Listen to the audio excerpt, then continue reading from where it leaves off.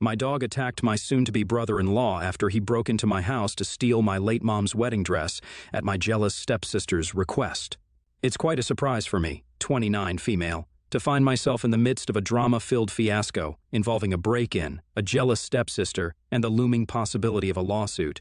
Nevertheless, this is how my life has unfolded recently, so let me provide you with a detailed rundown of the chaotic events that have taken place. To give a bit of background, my parents' love story was like a sappy rom-com that turned into a horror flick. They had me at a very early age, hence they could not cope with the stress of parenthood along with their work stress. Their continuous fights eventually led them to get divorced when I was barely out of my teens. My mom and dad decided to stay amicable for the sake of me, and always continued to have a respectful relationship. When I was in college, my mother found comfort in the arms of the man she believed was the love of her life, my soon-to-be stepdad, Carlos. They eventually got engaged, and she called to relay the happy news, although I wasn't thrilled about the fact that she was going to get married again.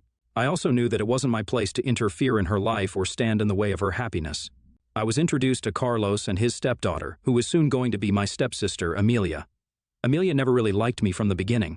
It felt like she saw me as a problem, and I couldn't figure out why. Her mom had passed away at an early age. Hence, maybe she thought I was taking away attention from her dad, or she just didn't like the idea of him marrying someone with a kid.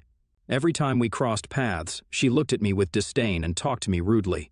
It was obvious that she did not want to accept me or my mother. Because of this, family gatherings became awkward with forced smiles and uncomfortable exchanges, where Amelia would make it abundantly clear on several occasions that she wasn't happy about the new family situation. Her dad and my mom attempted to defuse the situation as much as possible.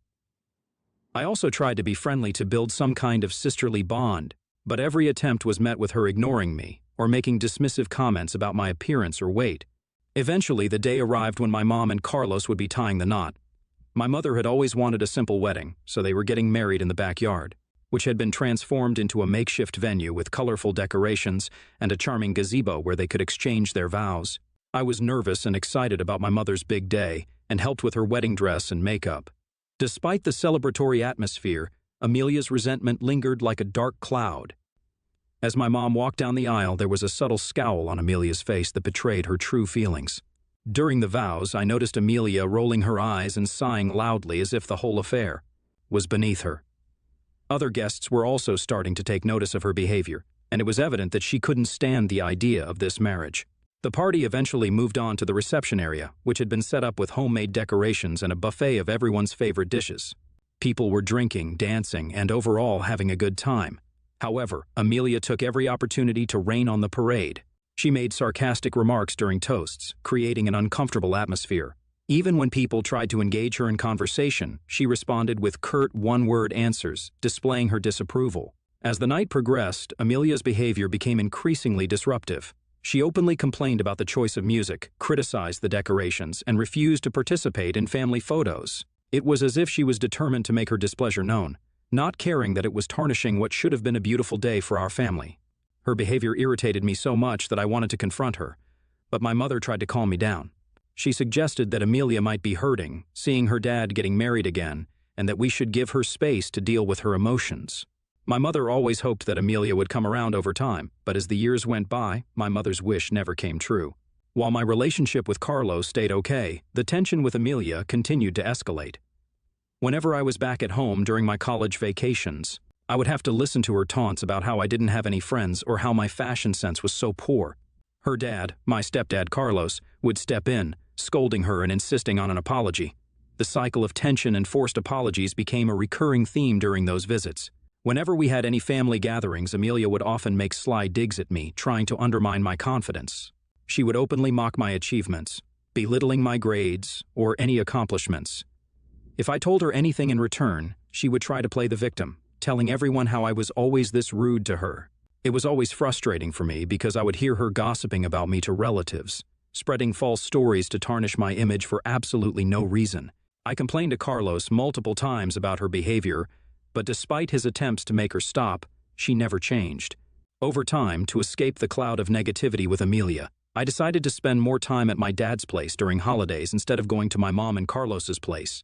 Sure, he lived across the country, making it quite a journey, but the distance was a welcome relief from the constant presence of a jealous and scowling stepsister. My mother, with her hopeful heart, would often try to persuade me to spend holidays with her, However, I couldn't find the heart to tell her about the relentless bullying I endured at the hands of Amelia.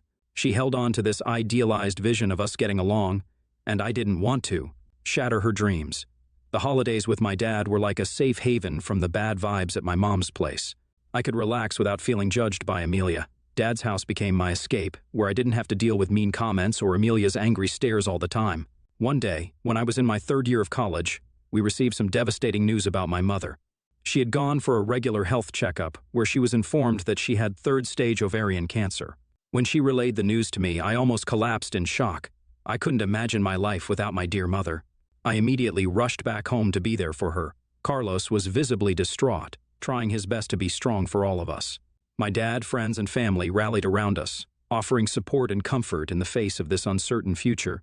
As the days unfolded, we navigated the challenges of medical treatments, hospital visits, and the emotional roller coaster that accompanies such a grim diagnosis. It's worth mentioning that, unfortunately, Amelia didn't contribute in any way to helping my mother during this challenging time. While we were grappling with the harsh realities of cancer, her actions remained indifferent and unhelpful. I remember one night, as everything got tough, I was sitting alone outside my mom's room and crying. I was afraid of losing my mother to cancer and was hoping for some peace in the quiet of the night. But then, out of nowhere, Amelia walked by and noticed I was crying, sitting outside my mom's bedroom. Instead of being nice or understanding, she saw my face all wet with tears and just smirked at me. I looked up at her, and she started to taunt me about how there was nothing that I could do at this point. It was a moment when I needed support, and her mean reaction made everything even harder for me. In the days that came after that night, Amelia didn't stop her cruelty. She went so far as to send me social media posts about how cancer patients looked in their final moments. It was beyond heartbreaking to see how she could make fun of my pain and the agony our family was going through. The lack of compassion was just unbearable. In those difficult days, I found solace in the strength my mother displayed.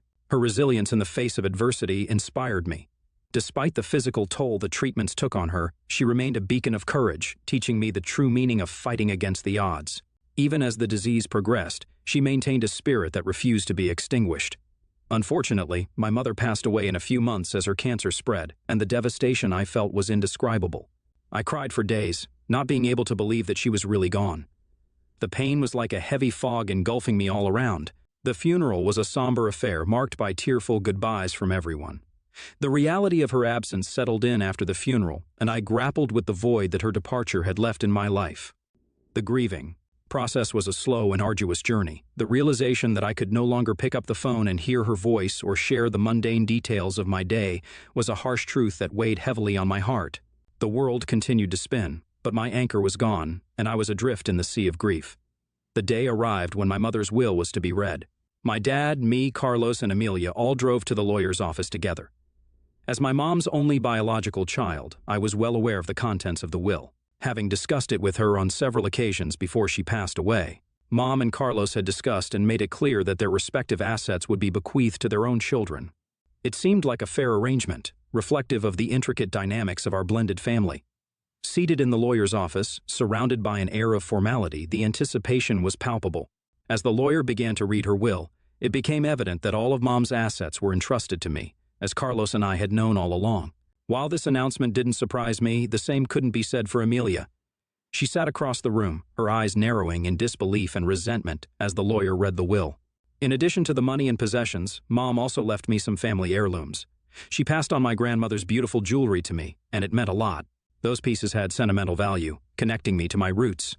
One precious item she left me was her wedding dress, a symbol of love and family history. It was more than just fabric. It held the memories of Mom's special day, and she wanted me to have it.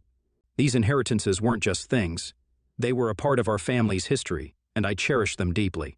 Upon hearing that she wasn't included in my mother's will, nor did she get anything, Amelia erupted angrily. She began to make a scene, demanding to check the will to verify if my mother had really left me with everything that she owned. Once she saw the will with her own eyes, she looked up at me angrily, shouting that she couldn't believe how selfish my mother was. I sat there in shock as she continued to demand that I should divide my mother's assets with her, as she rightfully deserved it. Her words hurt and were an unsettling disruption to the respectful acknowledgement of my mother's wishes. The hurtful accusations she hurled in her pursuit of a piece of the inheritance were like daggers. I was already burdened with grief on account of losing my mother, but hearing Amelia's words made me feel betrayed.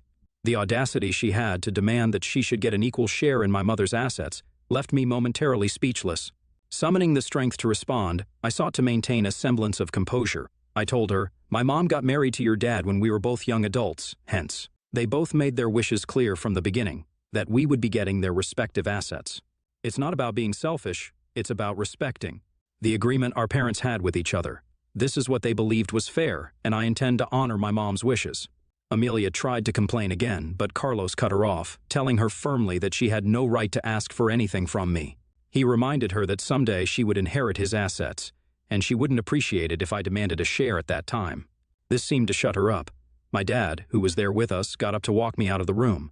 I had often shared stories with him about Amelia's erratic behavior, but this was the first time he had witnessed it himself. He was completely shocked and disgusted by her sense of entitlement.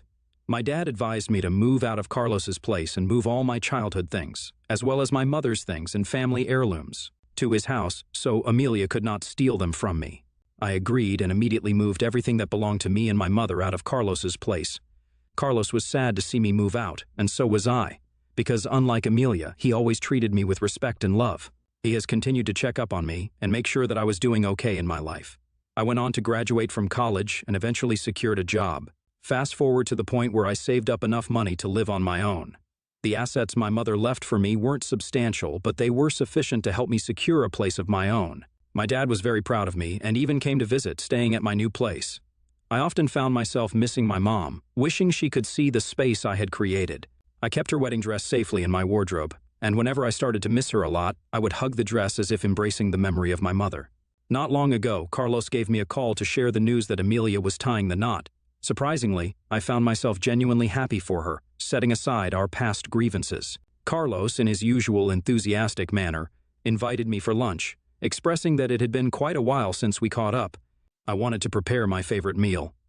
Although I hesitated a bit, he reassured me that Amelia had grown more mature since our last meeting, and he promised to ensure a smooth and pleasant interaction. During lunch at Carlos's place, everything seemed to be going smoothly.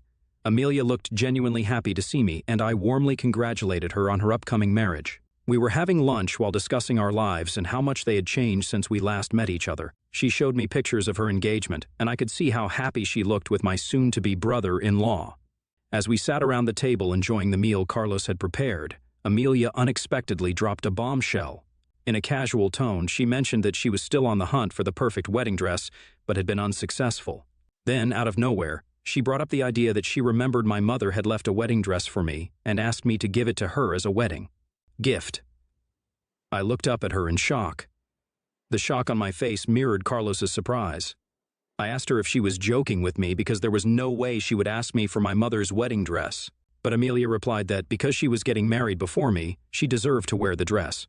I couldn't believe her callous words. I firmly stated that this was not something I could ever consider, emphasizing the sentimental value it held for me after our mother's passing.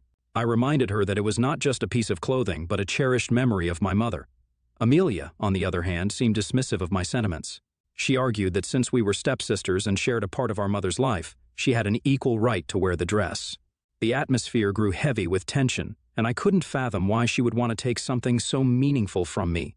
Carlos attempted to defuse the situation, telling Amelia that she had no right to demand my mother's wedding dress.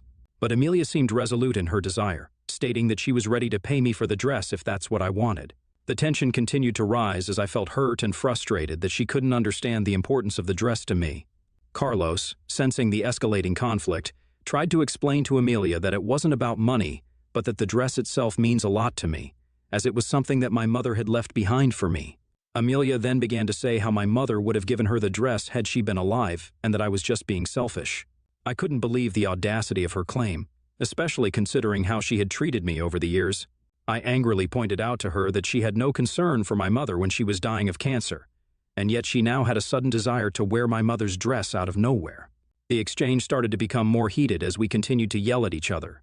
I reiterated that the dress was not negotiable, and that I couldn't fathom parting with such a meaningful keepsake. Amelia's insistence and apparent disregard for my feelings intensified the conflict. Carlos tried to calm down the situation, but I realized that Amelia was not going to back down. I decided to leave their place immediately, as I had spoken my mind and was not going to sit there and be disrespected further by Amelia. I thanked Carlos for the meal and left. I told my dad about this whole incident, and he was just as shocked as me. He suggested that I should immediately install cameras around my place along with an alarm system. I thought this was a bit overdramatic, but knowing Amelia's crazy antics, I decided to listen to my dad. Cut to today, I'm at work and swamped with meetings when suddenly my phone blows up with alarm notifications from my home security system. Concerned, I open the app to see an unidentified man wearing a mask entering my place. I immediately panicked when I saw the thief in my place. I dialed at lightning speed and raced home as if my life depended on it. As I screeched into my driveway, cop cars were scattered in front of my place. I dashed inside with a worried look, only to find police officers in the process of arresting the man. His legs were bleeding. Apparently, my dog took serious offense to this intruder's unwelcome visit and turned into a full-fledged guard dog. When the police turned him around to escort him out, I couldn't help but let out an audible sigh of relief. I recognized him immediately from Amelia's engagement pictures. He's my soon-to-be brother-in-law. When he noticed me standing in the doorway, he began shouting, demanding that I speak to the police and vouch for him. He started explaining that he was only here to take my mother's wedding dress because my stepsister had pressured him into doing it. My eyes widened in shock as the absurdity of the situation struck me. Breaking into a house on someone else's orders? I couldn't fathom how he got himself into such a ridiculous predicament. I shook my head in disbelief, but before I could react, the police intervened and took him away. I then called my dad and recounted what had just happened at my place. He assured me that he would catch the next available flight to be with me. Feeling comforted by the thought of my father's support, I carefully went through my house to check if anything was missing. Fortunately, my mother's wedding dress, safely tucked away in my wardrobe, remained untouched. It seemed my brother-in-law's ill-conceived plan had failed after my dog bravely intervened by attacking him. I couldn't help but smile in satisfaction as I patted my dog. But oh, the drama doesn't end there. My jealous stepsister and her relatives have been calling me, demanding that I should drop charges against her partner. She's insisting that he is part of the family and I should forgive him. I have told them to keep their opinions to themselves because the last time I checked, family doesn't break into your house and try to snatch your heirlooms. I have also threatened to sue her and her partner for the damages caused to my property. Amelia keeps saying that I'm going to ruin their lives, but this time I'm going to stand my ground. This is my mother's legacy we're talking about. The dress stays with me, and my sister and my soon-to-be brother-in-law better lawyer up because we're going to court. The family's mad, but I have got evidence and the law on my side. So ATA for defending my turf and my mom's memory against the thief? Update 1. It's been a few days since my last update. I had a conversation with Carlos regarding everything that happened. He was just as shocked as me and had no idea about what Amelia and her partner had been up to. Amelia had knowingly kept her dad in the dark about her partner's break-in and subsequent arrest, knowing that he would not support her antics. Carlos assured me that he would stand by whatever decision I made. Meanwhile, Amelia had continued to reach out to me every day. When she realized that I wasn't going to back down, she started to apologize. This was shocking to me, as throughout the years I had known her, she never apologized to me about anything. I guess watching her partner get arrested finally made her realize what they had done. She begged me for mercy and pleaded that I should drop the charges against him. She assured me that she would never disturb me in the future, but after all the years she had spent bullying me, I knew her words held no value. I firmly told her that I would continue to press charges and would see both of them in small claims court soon. My dad and I have contacted a lawyer who can help us in this situation. Regarding Amelia's relatives who were pressuring me to drop the charges, I took a decisive step. I sent out a mass email with a video clip from my security camera. This video clearly showed my brother-in-law breaking into my home. I knew Amelia would have spun a different story to them, and I couldn't let that happen.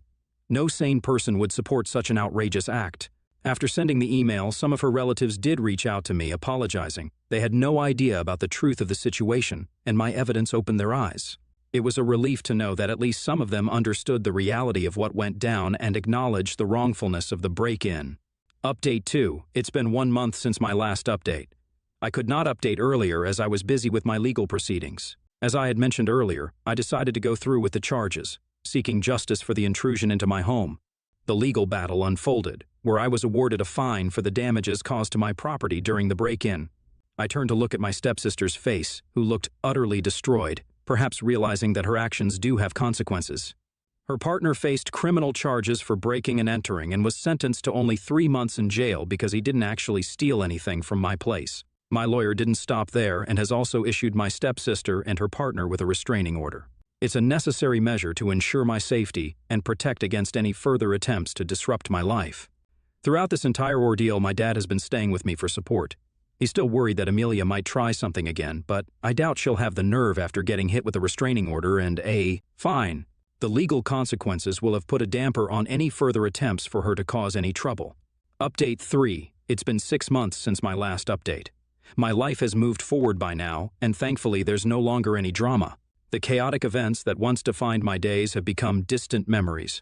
The legal battles, the family tensions, and the emotional roller coaster have all subsided, allowing me to find a semblance of peace in my life. Since the court proceedings, Amelia and her partner have kept their distance from me. The restraining order served its purpose, providing a protective barrier against any potential disruptions they might have caused. I did hear from some of our mutual friends that Amelia got married to him after he was released from prison. Honestly, I believe they both deserve to be with each other, knowing how crazy they both are. As I reflect on the turbulent journey of the past months, I've come to realize the importance of resilience and standing up for what is right. The legal battles were not just about seeking justice for myself, but also about upholding the values and memories that my mother held dear. I find myself in a calmer, more stable place in life. It's a new chapter, and I look forward to what the future holds, free from the tumultuous drama that once defined my existence.